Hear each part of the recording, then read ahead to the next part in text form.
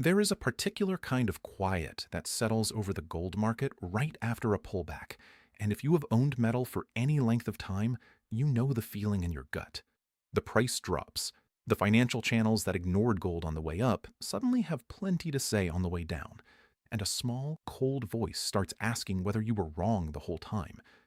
I want to talk to you today about that voice because it is the single most expensive voice in your entire retirement, and the people on the other side of your trade know it. If you are holding gold right now and you have watched it slide off its highs, this video is for you. Because what you are feeling is not a signal to sell. It is the exact emotional trap that separates the people who keep their gains from the people who hand them back. By the time we are done, you will understand why the drop you are staring at may not be the ending you fear, and why the smartest, largest buyers on the planet treat a moment like this very differently than you have been told to. Let me give you the one fact that reframes everything, and I will give it to you right up front so you know I am not just stalling. In a real secular bull market, the biggest pullbacks are not the end of the story, they are the middle of it. Gold has fallen hard more than once on its way to every record it has ever set. The declines that felt like the death of the bull were, looking back, the entry point the crowd was too frightened to take. That is not a hopeful slogan. That is the actual history of this metal, and it is the story I want to walk you through today, in detail, the way nobody on the mainstream channels will bother to. Go back about a decade to the years when gold looked finished. It had run up powerfully in the years after the financial crisis, made a peak, and then it began to bleed. Not in a straight line, but grindingly over multiple years. Every rally failed. Every bounce got sold. The financial press wrote the obituary, and they wrote it more than once. The story became that gold was a relic, that the crisis trade was over, that anyone still holding it simply had not accepted reality. And a lot of good, careful people did accept that reality. They sold. They booked the loss. They moved on, right at the bottom. Because that multi-year decline did finally end. Gold carved out its cycle low after years of grinding pain. And from that low, quietly, without a headline, without an invitation, it began to climb. Not overnight. It took years to convince anyone. But that low, the one that felt like proof the bull was dead, turned out to be the launchpad for the long march to new all-time records. The people who sold into the despair funded the people who bought. That is not a metaphor. That is what actually happened, and it happens over and over. And it is happening again in the way people are being told to feel about the dip in front of them right now. Here is what I need you to understand about why this pattern repeats, because once you see the machinery, you cannot unsee it. A pullback inside a bull market is manufactured fear. When the price dips, the trading desks and the financial media do not sit in silence. They amplify. They run the segments about how the run is over, how it was a bubble, how smart investors are taking profits. And they do this because a frightened holder dumping metal into a dip is their best customer. Your panic is their inventory. The turn is where they make their money. And the calm, long-term saver who simply holds physical metal and refuses to be shaken out is the one participant in this whole system that the desks cannot profit from. So you are told gently and constantly to be anything but that person. Now think about who is doing the opposite of panicking. The central banks. These are the largest, most conservative, least emotional buyers of gold on earth, and they have been accumulating at a pace we have not seen in generations. For 3 straight years, they bought at a record clip, more than 1,000 tons a year, roughly double what they averaged the decade before. And here is the part that should stop you cold. Gold recently overtook the euro to become the second largest reserve asset held by central banks in the entire world, behind only the US dollar. The first time that has been true since the old gold-backed system ended. Those institutions are not trading the dip. They are not watching the daily tick and getting scared. They are accumulating through it, deliberately, quietly, because they are thinking in decades, not days. And that brings me to something I want to make sure you hear clearly, because it matters more than any single price level.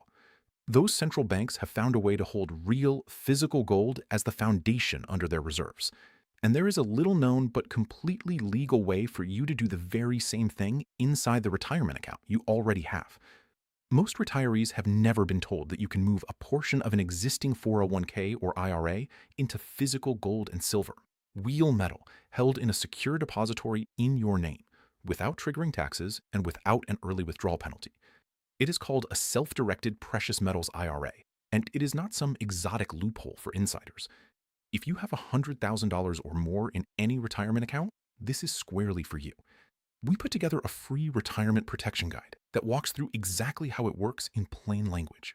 If you are watching this on your TV, just scan the QR code on your screen. If you are on your phone or your computer, go to jeffreedguide.com. It costs you nothing to understand your options, and understanding them before you feel forced to is the whole point. Now let me come back to the mechanics, because I want you to see just how routine these terrifying pullbacks really are once you know the history. Think about the year the whole world was in a full-blown financial panic. Gold got sold hard in that panic, and a lot of people took that as proof it had failed as a safe haven. But do you know why it got sold? Because it was one of the few things people could sell. It was liquid. When you need cash in a fire, you sell what you can, not what you want to. Gold got dumped precisely because it worked, because it held its value well enough to raise cash against. And from that low, gold went on to climb for years, all the way to fresh records. The forced selling was the opportunity.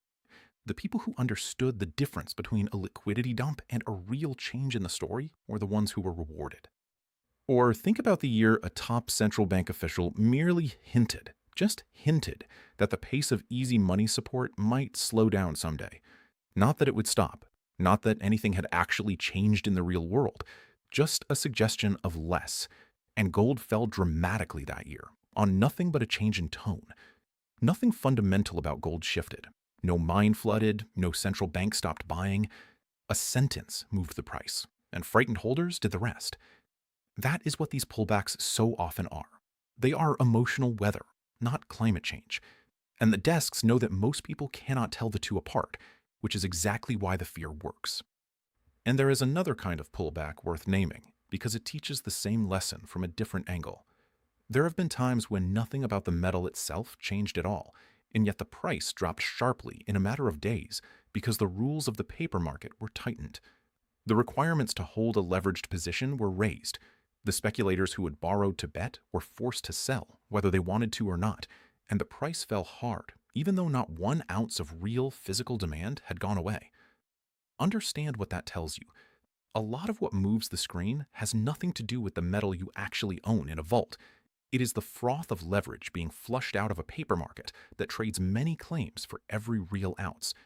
And when that froth gets flushed, the calm holder of physical metal has lost nothing real. He has only lost a number on a screen, temporarily, while the leveraged gambler 2 seats over got carried out. Do not confuse his forced sale with your situation. They are not the same, and the desks are happy for you to blur them. Here is the part that actually changes things, and almost nobody on the mainstream side will connect these dots for you. For most of modern history, gold had a fairly reliable relationship with interest rates. When real rates rose, gold was supposed to fall, because holding metal that pays no interest costs you more when safe bonds pay more. That was the rule. Traders built careers on it. But in recent years, that relationship simply broke. Gold has climbed even as real yields stayed high, which under the old rulebook should have been impossible. Why did it break? Because the buyer that now sets the price at the margin is no longer the fast money trader reacting to the bond market. It is the central bank, buying physical metal for reasons that have nothing to do with this month's yield. The old signal that so many people still use to time their fear no longer describes reality. So when you hear that rates are up, and therefore gold should fall, understand that you're hearing a rule that stopped working from people who haven't noticed. And why are those central banks so determined? This is the piece I really want you to sit with. A few years ago, one major nation had a large portion of its foreign currency reserves frozen by other countries, effectively overnight. Set aside every question of politics, because that is not my point. My point is what every other central bank on Earth learned that day. They learned that reserves held in someone else's currency, in someone else's system, can be switched off. But gold sitting in your own vault, in your own country, cannot be frozen by anyone. It answers to no other government. That single realization is a large part of why official gold buying accelerated and has stayed elevated, far above the old normal, even in the years it cooled from its absolute peak. The most powerful financial institutions in the world decided they wanted an asset nobody else could turn off. Ask yourself whether that logic gets weaker or stronger during a pullback that makes that same asset cheaper. There is one more historical rhyme I want to give you, because it is the one that most closely fits the moment you are in, and it is the anchor of everything I have said today. That multi-year decline a decade ago, the one that carved out gold's cycle low, did not feel like a bottom while it was happening. It felt like confirmation. Every failed rally told the doubters they were right, and the cruelty of it was that the metal did not turn on a dime and reward the faithful the next morning. It bottomed quietly, and then it based, and then it climbed slowly enough that most of the people who had sold never came back, because by the time gold was clearly rising again, it was already well off the low, and the story felt like it had passed them by. That is the real danger of a pullback. It is not that it takes your money, it is that it takes your conviction. And once your conviction is gone, you sit out the very recovery you waited years for. The bottom is not a moment you will recognize by how it feels. You will only recognize it years later by the chart, long after the chance to act calmly has closed. Let me shift for a moment to what this means for you personally, sitting where you sit, because the abstractions only matter if they touch your actual retirement. If you did everything right, if you saved for 30 or 40 years and built a real nest egg, then the thing you fear most is not missing an extra gain.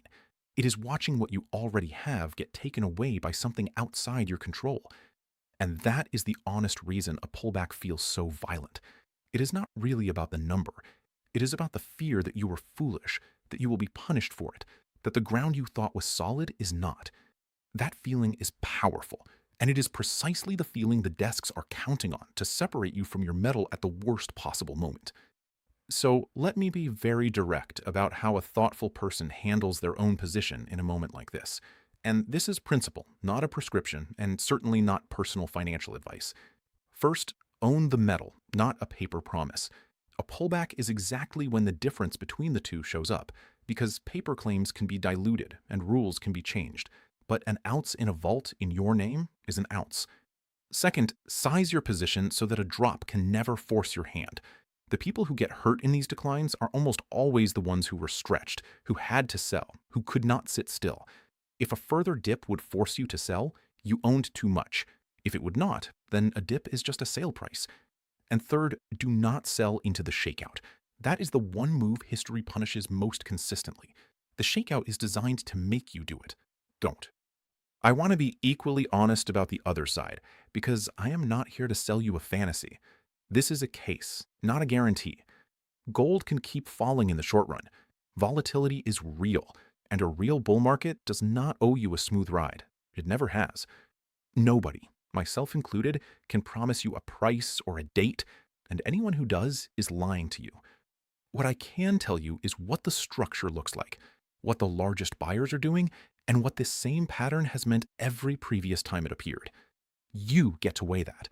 That is the difference between being informed and being sold, and I would rather you be informed. Now let me plant something I want you to carry to the end of this. Look around at the mood right now. Is gold the thing your neighbors are bragging about at dinner? Is there a line around the block at the coin shop? Is every advisor on television telling their clients to load up? No, the opposite. There is doubt. There is that cold little voice. And a top, a real top, does not feel like doubt. A top feels like a mania, like everyone is suddenly an expert, like the taxi driver has opinions on the gold-silver ratio. We are nowhere near that. That absence of euphoria is not a warning sign. In a secular bull, it is a tell. Which brings me to the thing that top performers understand and the crowd learns too late. Right now, in this pullback, you are early. The central banks already see it, and they are positioned. The smart, patient money already sees it, and it is accumulating into the fear, not out of it. But the mainstream has not caught on. The pension funds are still underweight. The financial media is still writing the same tired obituary it wrote a decade ago at the last great low. And here is the hard truth about being early. By the time this is obvious to everyone, by the time it leads every news segment and every advisor recommends it, and your brother-in-law asks how to buy some, the easy part of the move will already be behind us. The reward for understanding a thing before the crowd arrives is that you get to act while it is still cheap and still calm. Nobody sends you an invitation to that moment. There is no bell that rings. The invitation is the silence you are hearing right now, and most people will mistake it for a warning and walk away. So let me answer the exact question in front of you, the one the title put in your mind. Did gold's pullback really create a rare opportunity? Based on how this metal has behaved at every comparable low, based on who is buying and why, based on the fact that the old rules that used to scare people out have quietly stopped working, my honest read is yes. This is the kind of window that only exists because most people are too afraid to use it. The opportunity is rare precisely because it feels bad. If it felt good, it would already be gone, and the price would already reflect it. If you have watched this far, you are exactly the kind of careful, deliberate person this last part is meant for. We hold a free, no obligation, one-on-one educational web conference for viewers with $100,000 or more in retirement savings who watch to the end and mention that they did. It is not a sales pitch, and it is not a seminar with 100 strangers. It is a conversation about your situation, your account, and whether moving a portion into physical metal makes sense for you. And here is the honest reason to do it now rather than later. The best time to make a calm, clear-eyed decision is when nothing feels urgent, when you are not being forced, when the crowd has not yet arrived and driven up the cost of acting. That window is open during a quiet pullback. It closes when everyone finally understands. If you are watching on your TV, scan the QR code on your screen. If you are on your phone or your computer, go to jeffwayguide.com. I started by telling you about that cold little voice, the one that shows up right after a drop and asks whether you were wrong all along. I want to leave you with this. That voice is not your judgment. It is the sound of the shakeout doing its job. The people who kept their gains to every one of these declines were not braver than you or smarter than you. They simply understood one thing that the crowd never quite believes in the moment. In a real bull market, the pullback is not the ending. It is the door. And most people staring right at it mistake it for a wall and turn around. Don't be most people.